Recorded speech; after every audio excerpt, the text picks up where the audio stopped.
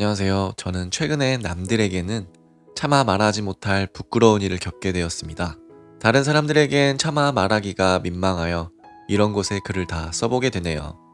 결론부터 말씀드리자면 저는 최근에 이혼했습니다. 결혼한 지는 10년 차 정도 됐었고요. 그것도 보통 이혼이 아니라 간통으로 인한 이혼이에요. 그전까지 저희 부부의 삶은 모든 주변 사람들로부터 부러움의 대상이 되었던 터라 남들에게 저희 이혼 소식을 알리는 게 더더욱 힘이 들더라고요. 저도 제 인생이 이렇게 전개될지는 꿈에도 몰랐습니다. 결혼에 실패하지 않기 위해서 아주 신중하게 배우자를 골랐다고 생각했는데 정말 사람 일은 알 수가 없는 건가 봐요. 열 길 물속은 알아도 한 길 사람 속은 모른다는 속담이 가장 정확한 표현인 것 같습니다. 아내에 대한 배신감에 치를 떨고 있지만 자식들을 생각하면 또 힘을 내야지 하면서 살고 있어요. 솔직히 제 속이 말이 아닙니다. 제 아내는 연애 전부터 저를 굉장히 쫓아다닌 사람이었어요. 저는 딱히 결혼할 생각이 없었거든요. 결혼 생활에 대한 환상도 없고 굳이 결혼해야 하는 입장이었는데 그런 저를 돌려놓은 게 제 아내의 순정함이었습니다. 솔직히 그가 많은 여자들을 사귀어왔지만 서로의 자존심을 견디지 못하고 먼저 상처받지 않기 위해 헤어지곤 했었거든요. 그런데 제 아내는 제가 만나온 여자들과는 다른 성향의 사람이었어요. 저에게 모든 걸 맞춰주는 사람이었죠. 원래 제가 좋아하는 스타일은 아니었습니다. 하지만 나이가 들다 보니 그런 여자가 눈에 들어오기 시작하더라고요. 그래서 아내를 다시 보기 시작했습니다. 제가 생각했던 것보다 좋은 점이 훨씬 많은 사람이었어요. 아내는 일단 유능하고 똑똑한 여성이에요. 명문대 출신의 재원이며 현재 대기업에서 일하고 있습니다. 참고로 저는 사업가입니다. 중국 현지에 우리나라의 화장품을 수출하는 무역회사예요. 회사는 이미 상장이 됐을 만큼 규모가 커진 상태입니다. 최근에는 공기업의 다양한 지원 사업을 통해 적지 않은 성과를 내고 있고 제휴를 맺은 파트너 업체도 늘어가고 있는 상황이라 투자 유치 실적도 제법 올랐습니다. 저도 아내도 모두 일 중독자예요. 제가 만약이라도 결혼을 하게 된다면 여자분은 집에서 내조를 해줬으면 하는 바람이 있었거든요. 그런데 아내는 그런 타입의 사람은 전혀 아니었어요. 그런데도 갑자기 아내의 모든 부분이 좋게 보이기 시작하더군요. 저렇게 씩씩한 여자라면 평생 의지하며 살 수 있겠다는 생각이 들면서 갑자기 결혼하고 싶은 여자로 보였어요. 게다가 저렇게 잘난 여자가 저에게 한없이 순정한 모습을 보면서 더 호감이 갔었죠. 그렇게 아내의 열렬한 구애에 마음을 열어 저희는 결혼하게 됐습니다. 정말 감사하게도 결혼한 지 얼마 되지 않아 하늘에서 아이들까지 내려주셔서 더할 나위 없이 행복했습니다. 사실 아내가 아이를 가지면서부터 회사에 대한 걱정을 많이 했었어요. 본격적으로 육아에 들어가게 되면 일을 병행하는 게 힘들어질 텐데 자신의 경력에 금이 갈까봐 신경을 많이 쓰더라고요.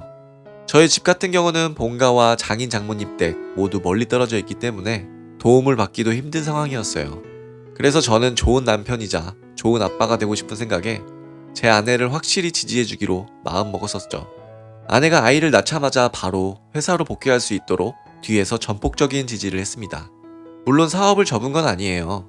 하지만 저 같은 경우는 제가 대표이다 보니 시간을 유동적으로 활용할 수 있어서 집안일을 전부 끝낸 뒤에 출근했습니다. 솔직히 몸은 2배로 힘들었지만 그래도 가족을 위한 희생이라는 생각에 그렇게 뿌듯할 수가 없더라고요. 아내도 정말 고마워했고요. 아내의 주변 사람들이 어디서 그런 남자를 만났느냐고 칭찬받았다면서 자랑까지 하는 날에는 저까지 기뻤습니다. 아내가 때때로 저에게 미안해할 때도 아이들은 내가 잘 볼 테니 전혀 걱정하지 말라며 당신은 유능한 사람이라며 지켜세우고 언제나 좋은 엄마로 다독여줬어요. 주변에도 제 아내에 대한 자랑을 빼놓지 않았습니다. 그런데도 불구하고 저희 아내는 절대 가족에게는 해서는 안 될 일을 저지르고 만 거예요. 제가 처음 아내의 이런 불륜 사실을 알게 된 건 작년 겨울쯤이었던 것 같아요. 퇴근하는 길에 집에 혹시나 뭔가 필요한 것이 있을까 싶어서 전화를 했었는데 그때가 자정이 다 된 시간이었습니다. 저는 늦게 출근하는 편이라 퇴근 시간이 늦거든요.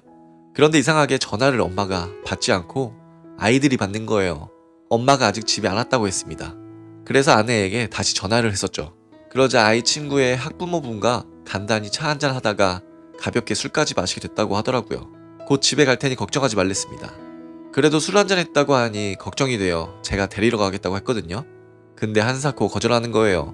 그럴 필요 없다고 걱정하지 말라기에 알겠다고 했고 늦지 않게 집으로 오라고 얘기했어요. 그리고 전화를 끊으려고 하는데 갑자기 남자 목소리가 들리는 겁니다. 아내는 제가 전화를 끊은 줄 알고 통화 종료 버튼도 누르지 않은 채 핸드폰을 내려놓은 거예요. 그리고 엉겹결에 저는 아내의 대화 내용을 듣게 됐습니다. 순간 남자 목소리가 귀에 들리니 저도 모르게 집중하게 되더라고요. 그런데 통화 내용을 엿듣다 보니 그 정체 모를 남자와 제 아내의 대화 내용이 심상치 않은 거예요. 그래서 재빨리 녹음을 했습니다. 너무 충격적이라 그때의 대화 내용 대부분을 기억하고 있어요. 아내가 분명히 의문의 남자에게 너밖에 없다라는 이야기를 했습니다. 그랬더니 상대편의 남자가 남편은 뭐냐는 식으로 투정을 부리더군요. 남자는 이내 제 아내에게 남편에게 혼난다면서 빨리 가라고 다그쳤고 제 아내는 집에 가기 싫다며 온갖 애교를 다 부리더라고요. 그리고 둘이서 성관계에 대한 얘기를 나누는 것까지 들었습니다. 솔직히 너무 역겹고 오늘 먹은 것들이 다 올라오는 기분이라 그만 끊고 싶었지만 꾹 참고 끝까지 녹음했어요. 정말 그 분노와 배신감은 이루 말할 수가 없습니다. 하늘이 무너져 내리는 것 같았어요. 당장이라도 아내를 내치고 싶은 마음과 그래도 아이들을 생각하면 가정을 지켜야 한다는 생각에 제 생에 가장 힘든 시간을 보냈고 결국 아내에게 추궁하기 시작했어요. 아내는 상간남과의 관계는 그리 심각하지 않았으며 잠시 한눈을 팔아서 미안하다며 바로 정리하겠다고 하더군요. 눈물을 흘리면서 비는데 솔직히 지금도 용서가 되지 않았습니다. 이 여자를 용서하고 계속해서 한 이불을 덮고 살아갈 수 있을까 하는 생각뿐이었어요. 제가 그간 이 사람에게 해줬던 헌신을 생각하니 더 용서가 안 되더라고요. 그래도 이성적으로 판단하기로 했습니다. 최소한 저희 아이들의 엄마잖아요. 그래서 엄마로서의 인격은 지켜주자는 생각에 간통으로 인한 이혼 소송 없이 합의 이혼을 하되 양육권은 제가 가지기로 했습니다. 대신 아이들과의 교섭은 언제든지 가능하게 해주었어요. 저로서는 최선을 다했다고 생각합니다. 그해 겨울 동안 제 삶은 완전히 만신창이가 다 되었던 것 같아요. 남들에게는 제대로 말도 못하고 아이들 앞에서도 티를 못 내니 모든 걸 혼자 감당해야 했었죠. 어찌나 힘들었는지 사업을 하면서 어려운 순간이 와도 의연하게 잘 이겨냈던 저인데 정신과 병원까지 다니게 됐습니다. 불면증과 공황장애 초기 증상이었어요. 그뿐만이 아닙니다. 아내로부터 성병까지 얻게 되어 비뇨기과에서 치료까지 받고 있었어요. 그때마다 제 자신이 너무 한심하더라고요. 도대체 그 여자의 어떤 모습을 본 걸까 싶은 거예요. 그래도 시간이 약이라고 상태는 조금씩 나아졌고 아이 엄마 얼굴 보는 것도 예전만큼 힘들지는 않아서 내키지는 않지만 같이 저녁 식사도 하고 놀이공원도 갔습니다. 무조건 아이들을 최우선 순위로 두고 살았어요. 그렇게 아이들 때문에 아내를 자꾸 보다 보니 마음이 누그러지는 것도 사실이더라고요.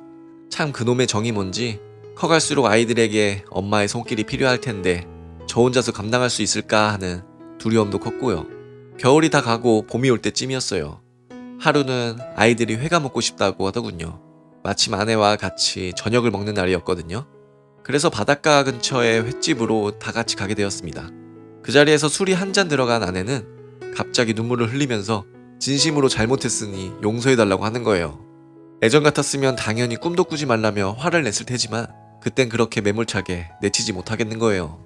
용서하고 가정을 지키는 것도 삶의 지혜가 아닐까 하는 생각까지 들었어요. 결국 그날 밤에 저희는 부부관계까지 가지게 되었습니다. 그리고 다음날 아이들과 함께 아내를 버스터미널까지 데려다주고 차를 돌리는데 아내가 버스터미널에서 나와 다른 장소로 가는 걸 본 거예요. 이상하다 싶었지만 아이들도 있고 해서 굳이 따라가진 않았습니다. 뭔가 일이 있나 보다 했죠. 나중에 무슨 일이었냐고 카톡으로 물었더니 갑자기 자신을 못 믿느냐면서 되려 저에게 욕을 하는 거예요. 그래서 저는 용서를 받으려면 먼저 신뢰를 쌓아야 한다고 받아쳤습니다. 결론부터 말씀드리자면 결국 아내는 그날도 저와 아이들을 둔 채 상간남을 만나러 간 거였습니다. 그걸 알게 된 건 지난주 금요일이었어요. 아이들과 엄마가 만나는 날이었거든요. 아이들이 엄마 오기만을 손꼽아 기다리고 있는데 아내가 늦는 겁니다.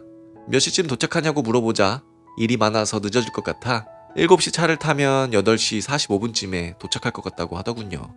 도착해서 마트에서 살 것들이 있다면서 9시까지 데리러 와달라고 하길래 알겠다고 했습니다. 하지만 정작 9시가 되어도 아내는 깜깜무소식인 거예요. 겨우 통화가 된 아내는 술에 떡이 된 상태였어요. 얼마나 마셨는지 제대로 발음도 안 되는 상황이었고 왜 늦었냐고 물어보자 갑자기 거절하지 못할 회식이 잡혔다는 거예요. 그럼 말이라도 한마디 해줬어야 하는 거 아니냐고 하자 그럴 수도 있는 거 아니냐며 오히려 화를 내고 욕을 했습니다. 제가 기다리는 거야 그렇다 쳐도 아이들이 저렇게 기대하며 기다리는데 불쌍하지도 않냐고 했죠. 그랬더니 짜증을 내면서 지금 안 그래도 장 보러 간다며 하길래 더 이상 전화로 얘기했다간 싸우기만 할 것 같아 일단은 통화를 끊었습니다. 그리고 카톡으로 대화하기 시작했어요. 그런데 대화 도중에 갑자기 이미지가 하나 전송이 됐는데 그 내용은 정말 충격 그 자체였습니다. 상간남과 사랑을 주고받는 내용의 대화 캡처 이미지였고 저에게 상간남과 정리를 했다는 말은 전부 거짓이었던 거죠. 아이들이 기다리는데도 불구하고 버스 시간과 도착 시간까지 거짓말을 하는 모습을 보면서 인간이 어떻게 저럴 수 있나 싶었습니다. 적어도 아이들에겐 그러지 말아야 하는 거 아닌가요? 또 한 번 아내를 믿을 뻔한 제 자신에게 너무나 실망했고 저는 이전보다 더 큰 충격으로 극심한 우울증에 시달리고 있어요. 결국 저는 이판사판이 됐습니다. 엄마고 뭐고 다 떠나서 저 여자를 불륜과 사기죄 등으로 민사소송을 준비 중이며 아이들과는 아예 격리시켜 놓았습니다. 아내는 그것만은 말아달라며 애원하고 사정했지만 이건 아이들을 위한 결정이기도 했어요. 더 이상 참지 않기로 했습니다. 그리고 나서 제 숨통이 조금은 트이더군요. 이제 저 혼자 분을 삭히는 일은 없을 겁니다. 앞으로 제 이야기 기대해주세요.